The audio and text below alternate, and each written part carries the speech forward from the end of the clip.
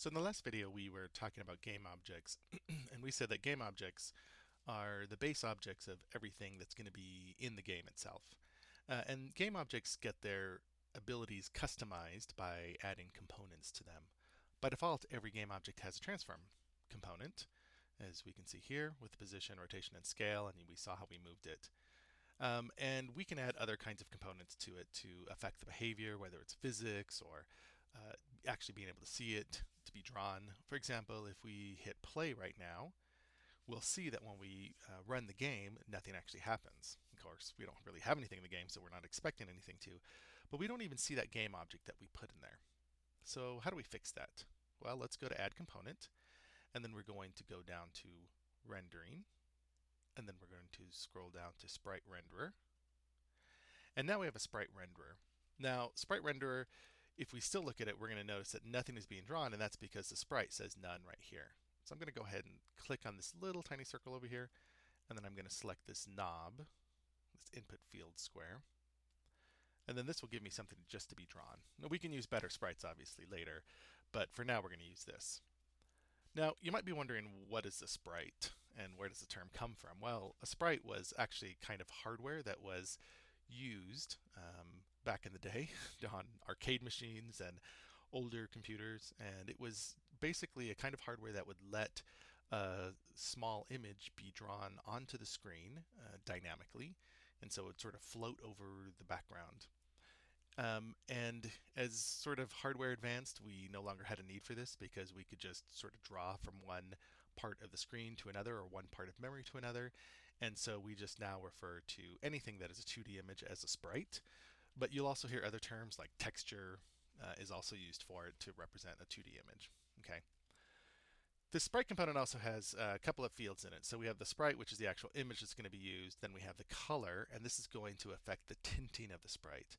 So if I were to click on this, you'll see that I'll get the little color wheel, and I can change the color that's going to be used in this particular sprite. Now, you don't see the color changing, and that's mainly because colors are made up of 4 fields, so a red, green, blue, and what's called an alpha. And the alpha determines how opaque or clear it's going to be drawn. So we're going to go ahead and select a color here that we like. How about this sort of pinkish color? And you can see now that we're getting some color into our sprite.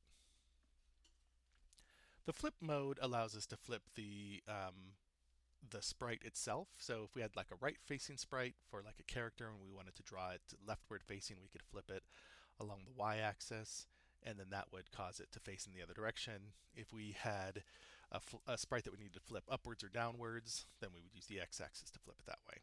And then we have some other fields that we're not that concerned about at this moment. But this will give us enough to actually draw the sprite. And now if we go over here to rotation and we rotate it, what you'll see is that we'll get a rotation. Of course, we're rotating around the x-axis, which we actually can't see in a sprite. In fact, the z-axis is the axis that gets drawn that is facing towards us. So when we rotate around it, you'll see that our sprite will rotate. Okay. So let's set that back to 0. And so that's how we set up a sprite.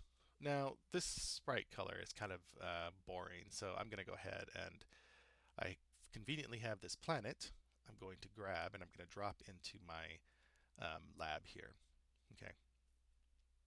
Once I have this in here, I can then go ahead and select it, or I can just take my planet and drop it into this field, and then I'll get that sprite. Now, we notice that it looks really giant, so I'm going to zoom out a little bit. I was zoomed really far in so I could see the object. And now we can see the sprite from a normal position, and if I hit play, we'll see that we actually get a planet. Okay. Now, one thing to know is that when we're in the play mode, we can still edit these settings in the editor. So I can still rotate it. So if I take this z-axis and I move it, I can rotate my sprite. Okay, I can change its position, and it'll change its position in the game. But notice how these values are set right now. This is only temporary, so when I hit stop, they're going to go back to their original values.